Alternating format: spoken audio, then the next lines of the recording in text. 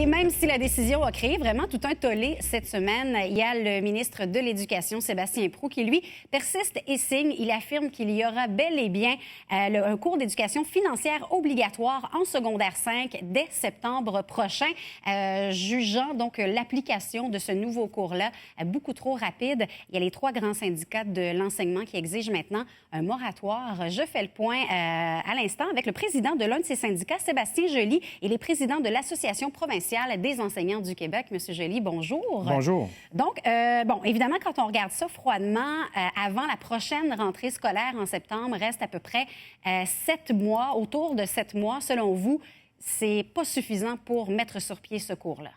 Mais en fait, nous, ce qu'on dénonce, c'est pas le contenu d'entrée de jeu du cours ou l'introduction de ces contenus-là dans le curriculum. Mais si on suit le processus normal qui est normalement suivi par le ministère pour l'implantation de nouveaux cours, c'est beaucoup trop tard. Parfois, on dit... 45 jours de... Quel est-il? Ça veut dire que le 45 jours, ça s'applique surtout au niveau légal, à la modification du régime pédagogique qui est requise afin d'introduire un nouveau cours dans la grille matière. Ça, c'est une chose, ça, c'est le côté légal. Au niveau pédagogique, c'est là aussi on trouve qu'il y a un problème, parce que le ministère lui-même, en précipitant cette décision-là, et surtout en précipitant l'implantation à la grandeur du Québec, à la grandeur des écoles du Québec, ça pose problème parce qu'on ne suit pas le processus normal qu'on suit habituellement. Je pourrais vous donner un exemple en parlant du cours d'histoire 4e secondaire qui est présentement piloté à la grandeur du Québec. Donc, dans à peu près 25 écoles du Québec, 3 écoles anglophones, 22 écoles francophones.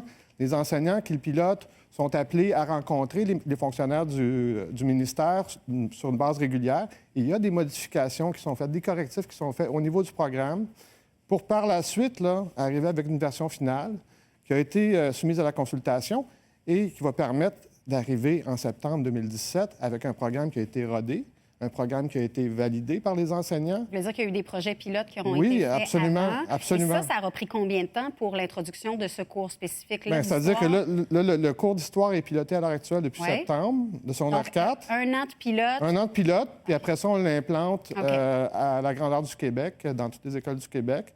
Donc, on rend obligatoire ce nouveau programme-là dès septembre 2017. Donc, ce qu'on demande, c'est qu'ils fassent les choses de la même façon au niveau du cours d'éducation financière. Pourquoi est-ce qu'il y a urgence en la demeure d'implanter ce cours-là à la grandeur du Québec dès septembre prochain? C'est ce qu'on dénonce.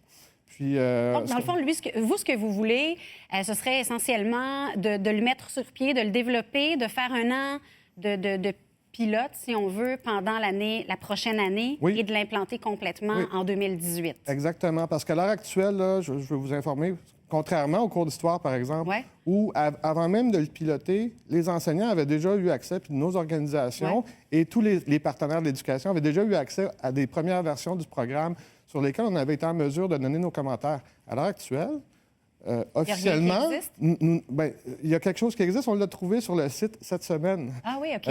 Semble-t-il qu'il a été déposé en 2016. Je ne sais pas si c'est en novembre ou en décembre. Mais c'est clair que nous, on a trouvé un programme. Mais officiellement, on n'a pas été interpellé, ni aucun des autres partenaires. Quant au contenu de ce programme-là, en l'étudiant, on voit déjà certains problèmes qui pourraient être corrigés.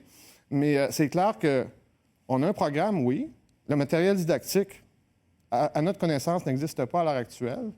Donc, et normalement, on consulte les enseignants.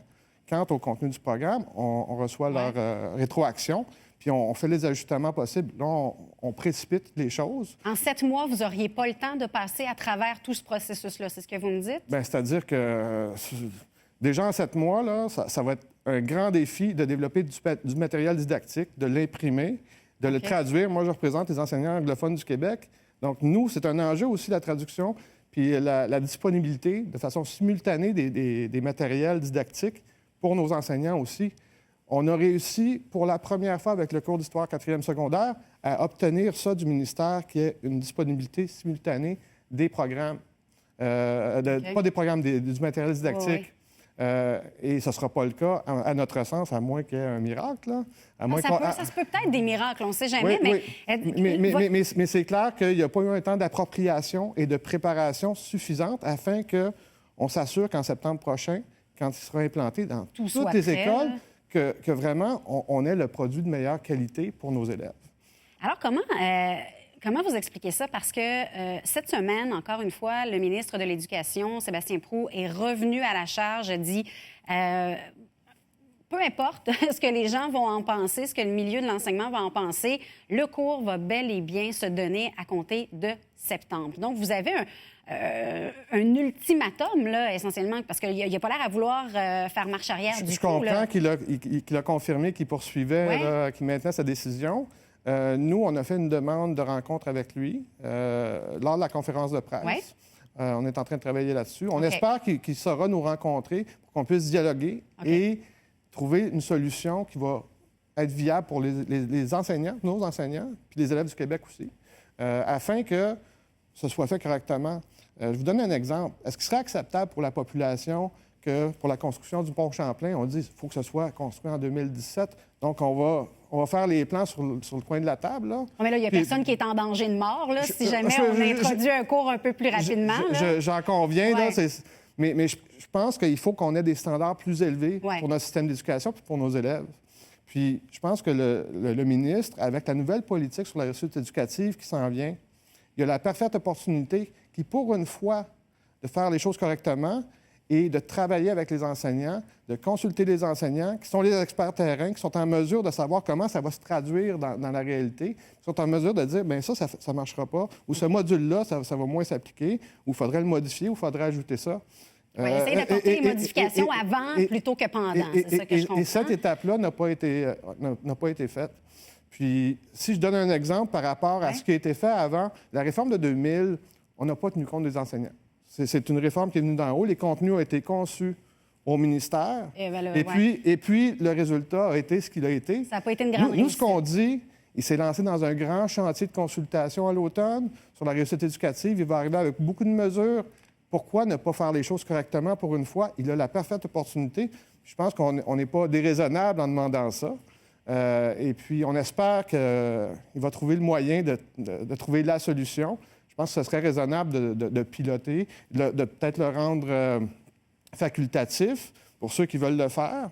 Puis, oui, OK. Plutôt que de le rendre obligatoire. Oui, de le rendre facultatif, ça serait une autre option. Mais ça, ce sont des avenues que nous sommes disposés à discuter avec lui. OK. Parce que pour l'instant, ça serait obligatoire pour tous les élèves de 5e secondaire.